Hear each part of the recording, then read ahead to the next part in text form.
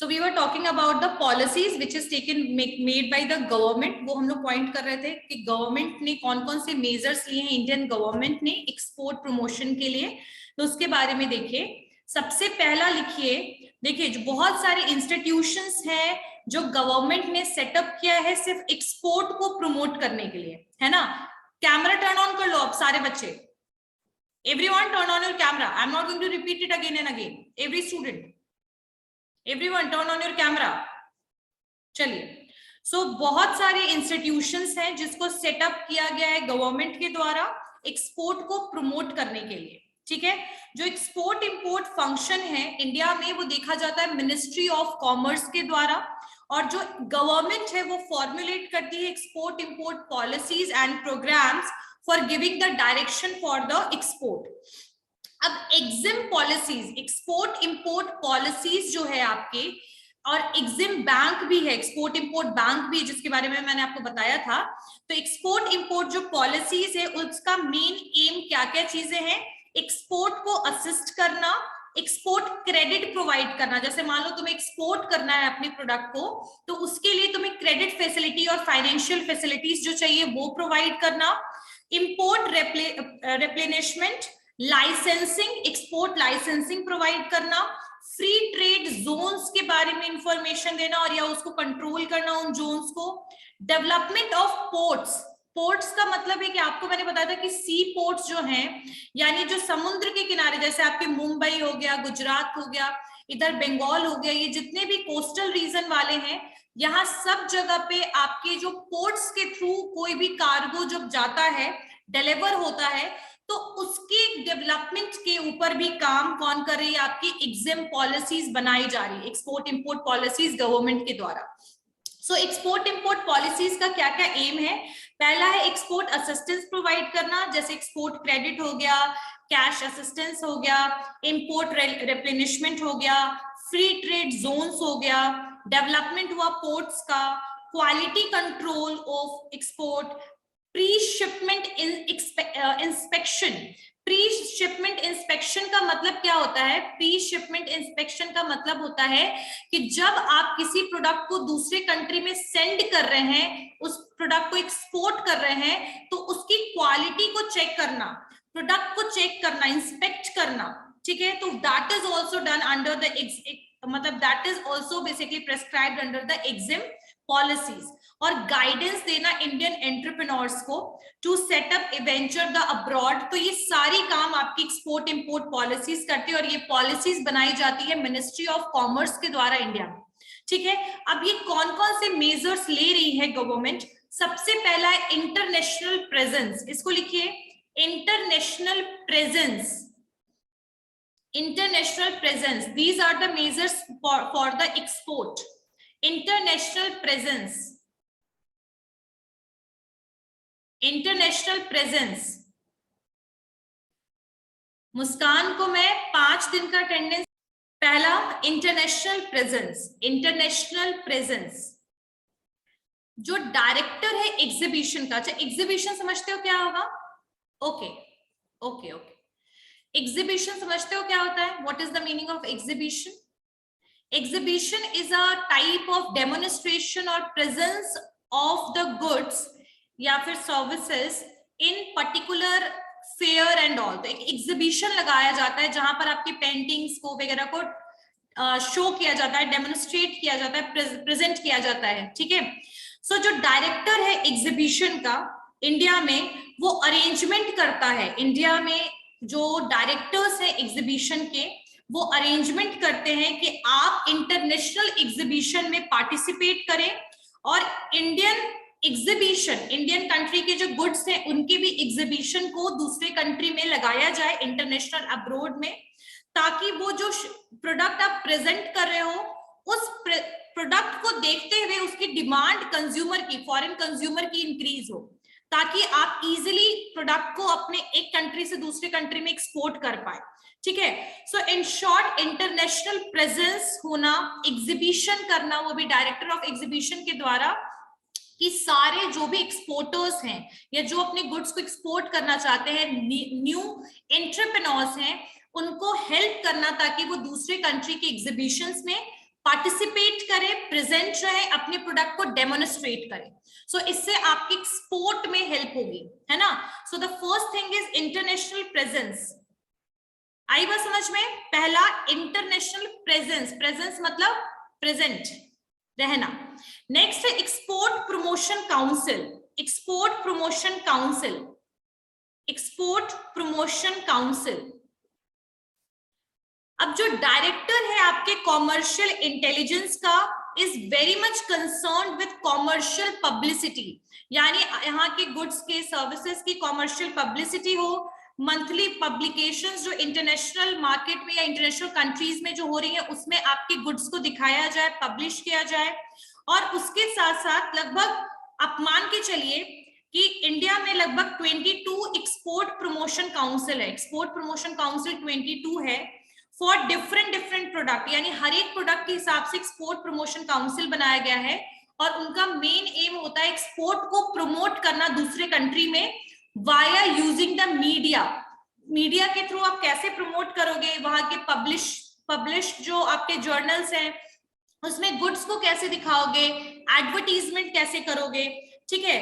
और आपका जो सर्विसेज है एक्सपोर्ट प्रमोशन में उसको भी आप डिस्प्ले कर सकते हो बाय यूजिंग दिस काउंसिल। तो ये काउंसिल का काम ही एक्सपोर्ट को प्रमोट करना in the international market by using the media, ठीक है। मीडिया को यूज करते हुए पब्लिसिटी, कॉमर्शियल पब्लिसिटी करेंगे, मंथली पब्लिकेशंस में हम बेसिकली पब्लिश कर सकते हैं गुड्स को।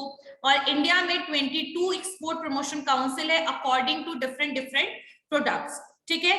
और यहाँ पर एक्सपोर्ट प्रमोशन में आप क्या क्या चीजें दिखाओगे, आप प्राइस दिखाओगे गुड्स का, आप गुड्स की क्वालिटी दिखाओगे, पैकिंग दिखाओगे, मार्केटिंग, ट्रांसपोर्ट, उसके अलावा आप मार्केट सर्वे करोगे। ये सब एक्सपोर्ट प्रमोशन काउंसिल का काम है। आप मार्केट सर्वे करोगे, आप पब्लिश करोगे reports on the foreign trade, you are going to publish the surveys on the foreign trade, administer करोगे एक्सपोर्ट प्रमोशन स्कीम्स को, ट्रेड कॉन्टैक्ट्स बढ़ाने की कोशिश करोगे, क्वालिटी कंट्रोल, ज्वाइंट पार्टिसिपेशन, इन सब को प्रमोट करने का काम किसका है? आपके एक्सपोर्ट प्रमोशन काउंसिल का। आई बात समझ में यहां तक सबको? एक्सपोर्ट प्रमोशन काउंसिल का क्या काम है? They are going to promote your product in the international market, and this council, there are 22 councils according to different products. एक एक काउंसिल में अपने प्रोडक्ट्स को डिवाइड कर दिया गया है कि ये प्रोडक्ट इस काउंसिल के द्वारा बेसिकली प्रमोट किया जाएगा। और यहाँ पर क्या क्या चीजें होंगी? मार्केट सर्वे करेगा ये जो काउंसिल होगा, they are going to do market survey, publish कराना, प्रमोट करना थ्रू मीडिया, कॉन्टैक्ट्स बढ़ाना इंटरनेशनल फर्म्स के साथ, वेंचर्स के साथ, इंटरनेशनल मार्केट में। So this is the main aim of export promotion council. This point is clear? This point is clear? लिख लिया सबने? Yes ma'am. Yes ma'am. Next लिखिए, setting up commodity boards, BOARDS, commodity boards to promote export. Setting up commodity boards to promote export. To promote export. ठीक है, तो जैसे आप क्या कर सकते हैं, कॉमोडिटी बोर्ड्स को भी सेटअप किया गया। कॉमोडिटी यानी गुड्स से रिलेटेड बोर्ड बनाए गए, कमिटीज बनाए गए हैं, जो उसका मेन काम क्या है?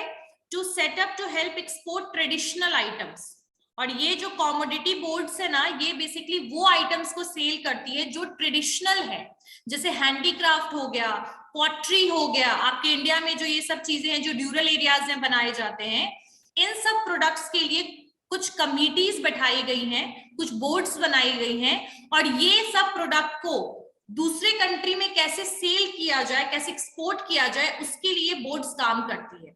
तो setting up of commodity boards to promote export, and basically it is for the traditional items.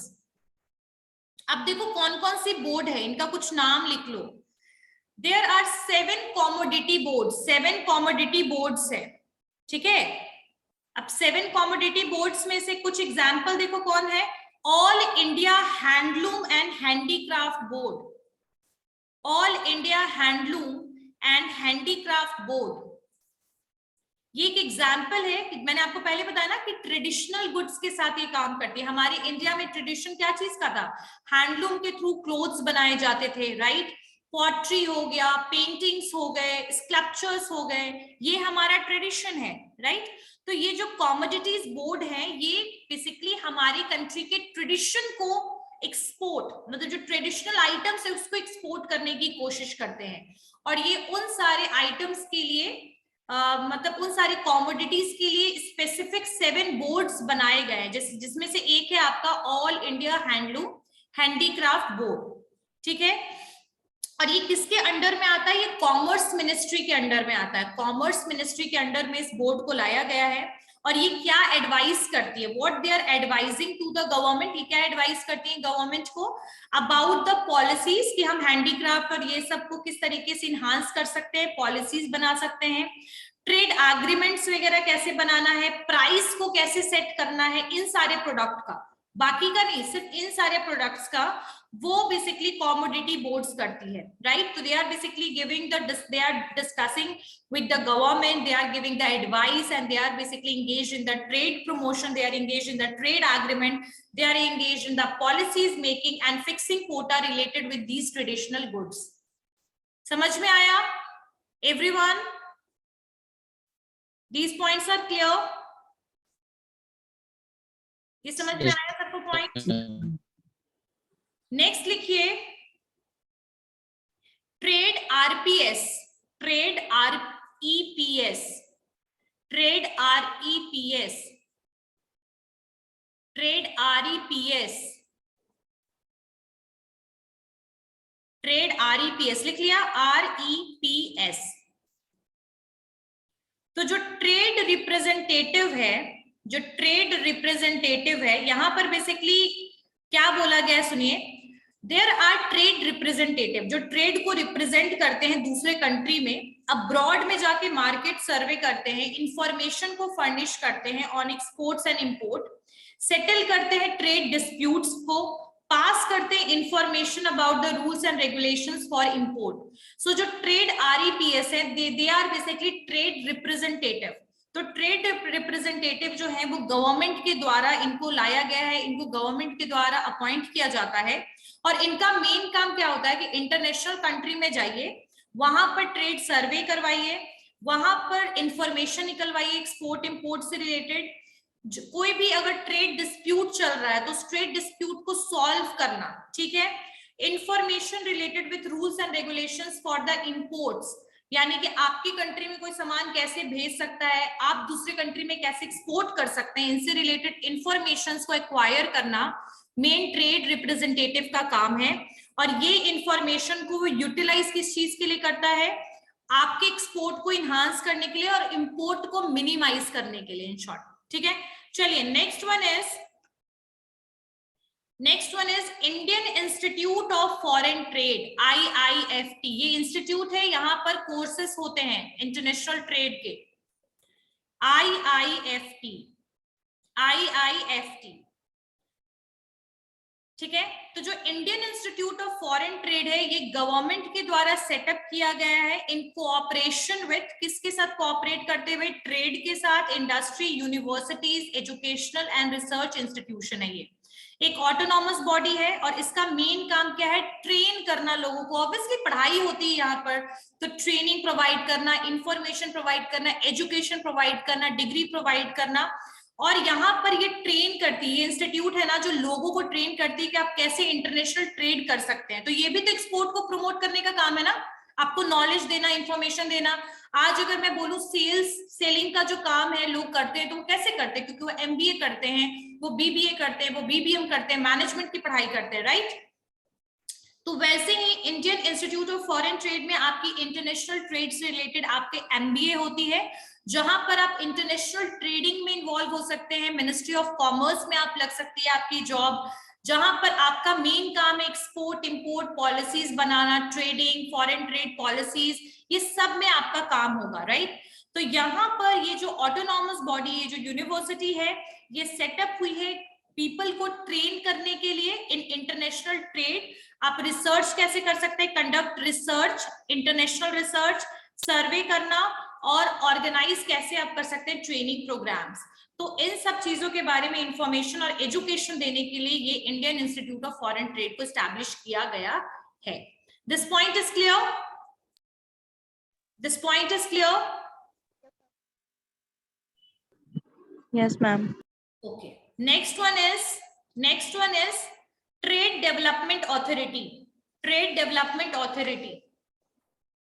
Trade Development Authority. Trade Development Authority.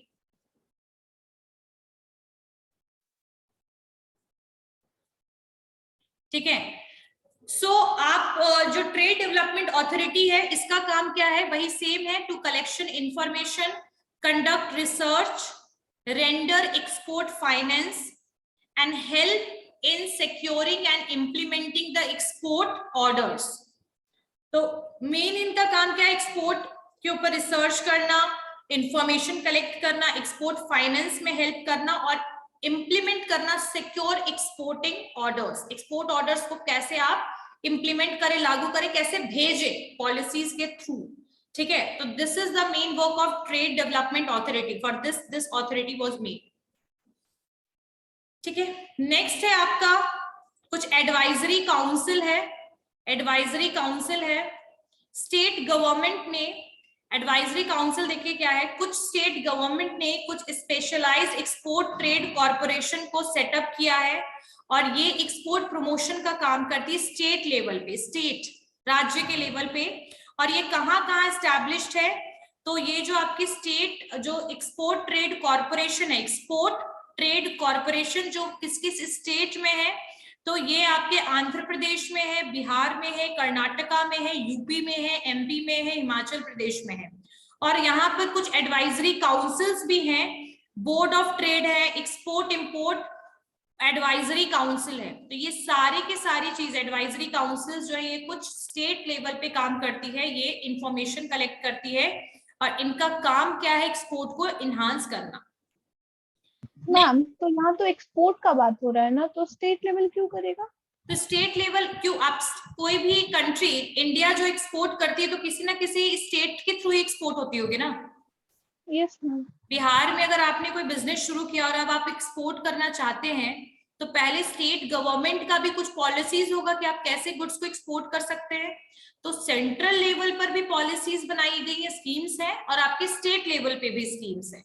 और स्टेट जो गवर्नमेंट है वो एडवाइजरी का भी काम करती है थ्रू द वेरियस अथॉरिटी, जो मैंने आपको बताया कि एक्सपोर्ट ट्रेड कॉर्पोरेशन है जो स्टेट लेवल पे प्रमोट करती है, आपके स्टेट लेवल पे प्रमोट करती है एक्सपोर्ट को, और सेंट्रल लेवल से को एडवाइस भी करती है advisory council. Oh yes ma'am. ठीक है, चलो नेक्स्ट है आपका टेक्निकल असिस्टेंस एंड ट्रेनिंग।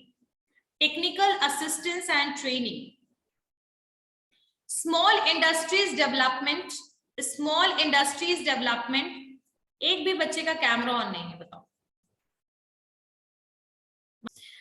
तो टेक्निकल असिस्टेंस एंड ट्रेनिंग जो है, आपको मैं बता दूं, एक सीडो है, सीडो SIDO, ये क्या है, स्मॉल इंडस्ट्रीज डेवलपमेंट ऑर्गेनाइजेशन। तो ये लगभग 26 स्मॉल इंडस्ट्री आपका जो है सर्विस इंस्टीट्यूशन है जो टेक्नो मैनेजरियल असिस्टेंस देता है, जैसे मोटिवेट करता है एंटरप्रेन्योर्स को एक्सपोर्ट करने के लिए, information for export import, consultancy service देता है, एक्सपोर्ट प्रोसीजर्स बताता है, एक्सपोर्ट प्रोसीजर क्या है, एक्सपोर्ट डॉक्यूमेंटेशन आप कैसे करा सकते हैं, एक्सपोर्ट करने में आपको इंसेंटिव्स क्या क्या मिलेगा गवर्नमेंट की तरफ से। तो ये सारी इंफॉर्मेशन देने का काम ये सीडो करता है, स्मॉल इंडस्ट्रीज डेवलपमेंट ऑर्गेनाइजेशन। ठीक है, और इसके पास लगभग 26 इंडस्ट्रीज हैं अभी, जो सीडो के अंडर में 26 इंडस्ट्रीज हैं, स्मॉल इंडस्ट्रीज इंस्टीट्यूशन है, 26 स्मॉल इंडस्ट्रीज इंस्टीट्यूशन चल रहे हैं सीडो के अंडर में, स्मॉल इंडस्ट्रीज डेवलपमेंट ऑर्गेनाइजेशन के अंडर में। ये ट्रेनिंग प्रोग्राम्स भी देता है, ये एजुकेट करता है एक्सपोर्ट के लिए, इस सेमिनार्स वगैरह कंडक्ट करता है, मीटिंग्स करता है, डिस्कशन करता है, एक्सपोर्ट प्रमोशन एजेंसी से टाई अप करता है, पब्लिश करता है small industries bulletin, export bulletin, ठीक है। So these are the basically features of the SIDO, small industrial development organisation, and it comes under the technical assistance and training. ठीक है, clear हो गया? This point is clear? समझ में आया? Yes. तो ये सारे आपके एक्सपोर्ट प्रमोशन, अब तो कोई डाउट नहीं है, एक्सपोर्ट प्रमोशन लिख लोगे। अभी मेरे पास एक ना पड़ा है पीडीएफ, मैं भेज दूंगी अभी क्लास खत्म होने के बाद। एक पीडीएफ है जो अभी कोविड के पीरियड के टाइम पे एक्सपोर्ट का क्या सिचुएशन था ना, उसके ऊपर है, मैं भेजूंगी अभी आप लोग को। ठीक है, चलिए let's move toward the new topic that is export financing. Export financing लिखिए, एक्सपोर्ट फाइनेंसिंग।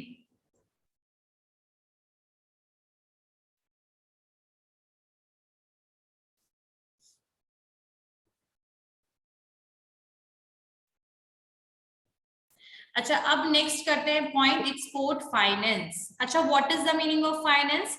जैसे कुछ ऐसी आपकी कंपनीज होती हैं who are very much interested in exporting, but देखो एक्सपोर्ट करने के लिए आपको एक्स्ट्रा प्रोडक्शन करने की जरूरत होती है ना।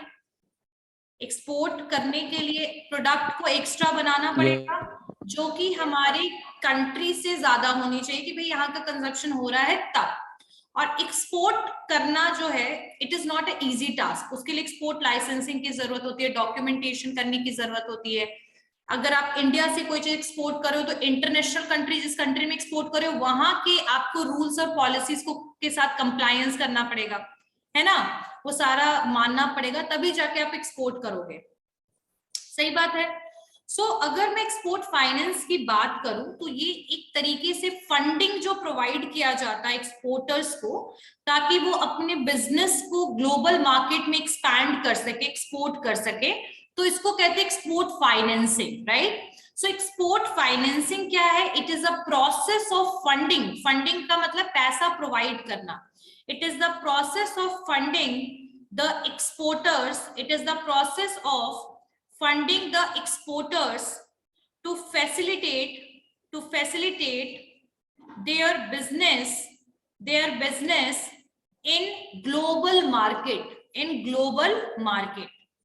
So ये क्या प्रोसेस है फंडिंग का, जो एक्सपोर्टर्स को प्रोवाइड किया जाता है गवर्नमेंट के द्वारा। एग्जिम जो एक्सपोर्ट इंपोर्ट बैंक है वो यही काम भी करती है, ताकि वो ग्लोबल मार्केट में एक्सपैंड हो सके। अगर सिंपल वर्ड्स में समझो तो ये एक तरीके का एक कैश फ्लो सॉल्यूशन है उन एक्सपोर्टर्स के लिए जो कि अपने प्रोडक्शन को इंक्रीज करना चाहते हैं, ग्लोबल ट्रांजैक्शन करना चाहते हैं। और because of the global transaction, देखो अगर आप एक्सपोर्ट करोगे तो आपको पैसे लगाने पड़ेंगे, ट्रांसपोर्टेशन कॉस्ट आएगा, डॉक्यूमेंटेशन कॉस्ट है, लाइसेंसिंग कॉस्ट है, वर्किंग कैपिटल कॉस्ट इंक्रीज हो जाएगा। वर्किंग कैपिटल क्यों इंक्रीज होगा? क्योंकि आपको ज्यादा लेबर्स की जरूरत होगी प्रोडक्शन को हाई करने के लिए, ज्यादा रॉ मटेरियल की जरूरत होगी, आपको इलेक्ट्रिसिटी कंजप्शन आपका इंक्रीज हो जाएगा क्योंकि आप मशीनरी ज्यादा देर तक चलाएंगे, आपकी रेवेन्यू और जो सैलरी जो आप लोगों को देते हैं वो इंक्रीज हो जाएगा। तो कहीं ना कहीं वर्किंग कैपिटल ज्यादा जरूरत होगी आपको, वर्किंग कैपिटल में पैसे लगेंगे आपके, ग्लोबल ट्रांजैक्शन में, प्रोडक्शन में, इन सब में पैसे लगेंगे, है ना। तो इसको फंड करने, इसको पैसा प्रोवाइड करना, दैट इज एक्सपोर्ट फाइनेंस। ठीक है। So international businessmen requires export finance when they want to assure the affordability of the production goods with assurance of getting paid on time while sending goods to the another country। तो वैसे business person जिनको उन्हीं को export finance की जरूरत पड़ती है, जो अफोर्ड कर सकते हैं प्रोडक्शन गुड्स को प्रोड्यूस करने का, अफोर्ड करें, और साथ साथ में वो एश्योर करते हैं कि भाई एश्योरेंस मिलेगा, बैंक को इधर से एश्योरेंस देता है कि टाइम पर हम पेमेंट कर देंगे, और जिनको भी वो एक्सपोर्ट करे, जिस भी कंपनी को एक्सपोर्ट करे या जहां पर भी एक्सपोर्ट हो रहे हैं वहां से पैसा टाइम पे आए। ठीक है। तो ये एश्योरेंस को बनाते हुए बेसिकली एक्सपोर्ट फाइनेंस जो है फैसिलिटी प्रोवाइड किया जाता है गवर्नमेंट के द्वारा। अब कौन कौन से एक्सपोर्ट फाइनेंस के टाइप्स लिखिए, टाइप्स ऑफ एक्सपोर्ट फाइनेंस। समझ में आ रहा है तुम लोगों को? सारे पॉइंट्स क्लियर हो रहे हैं? Yes ma'am.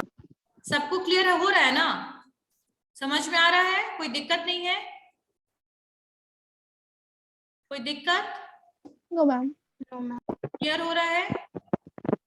चलिए, पहला लिखिए pre shipment finance. Pre shipment finance, pre shipment finance. अच्छा देखो, प्री शिपमेंट फाइनेंस का मतलब क्या होता है? जब आपने कोई प्रोडक्ट, अपने गुड्स को, अपने वो जो आपके जो कार्गो होते हैं, जब वो दूसरे कंट्री तक जाते हैं तो वो आपका शिपमेंट हुआ, ठीक है। और प्री शिपमेंट मतलब जब हमने एक्सपोर्ट करने से पहले का जो फाइनेंस है, यानी एक्सपोर्ट से पहले जो चीजें आप प्रोसेस कर रहे हैं, जो एक्टिविटीज कर रहे हैं, जब उनके लिए फाइनेंस की जरूरत पड़ती है। जैसे मान लीजिए यहाँ पर 3 तरीके से आप इसको मानिए। एक होता है आपका प्री शिपमेंट, प्री शिपमेंट होता है, एक होता है आपका शिपमेंट, और एक होता है पोस्ट शिपमेंट, है ना। जब आप शिप कर देते हैं यानी कि गुड्स को ट्रांसफर और डिलीवर कर देते हैं। तो प्री शिपमेंट का मतलब है कि इस गुड्स को आपने डिलीवर करने से पहले जो सारी एक्टिविटीज हुई, उनके लिए जब कोई फाइनेंस की या पैसे की जरूरत पड़ती है तो वो कैसे होगा।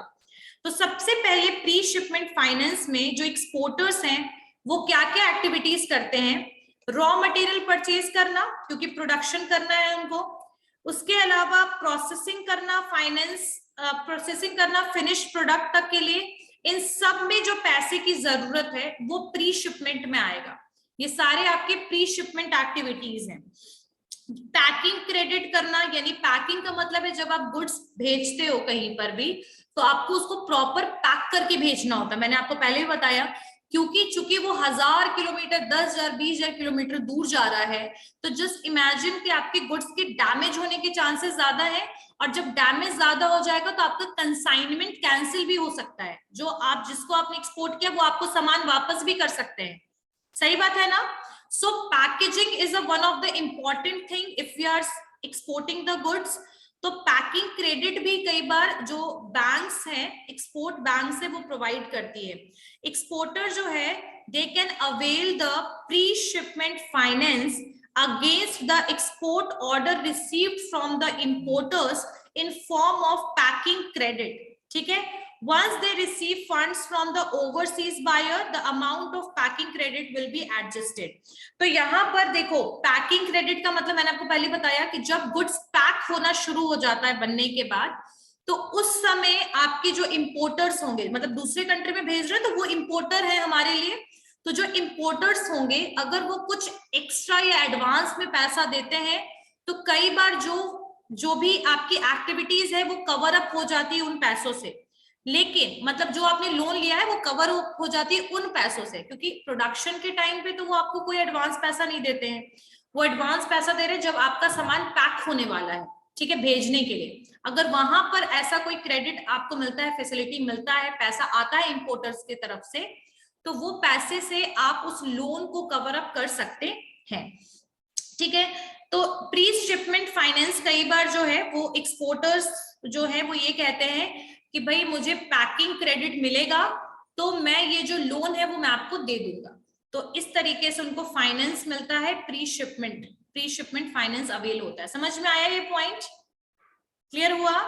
The packing credit is provided by the importers and with that commitment and with that agreement, those amount which is taken as a pre-shipment finance is going to cover up.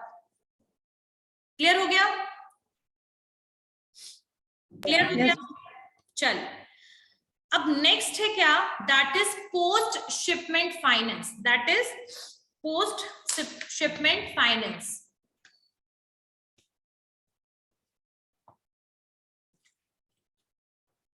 Post shipment finance और करना है या अभी काफी doubt in any of the point whatever we discussed? Clear हो गया है सबको? इसका नोट्स मिल जाता तो और अच्छा होता।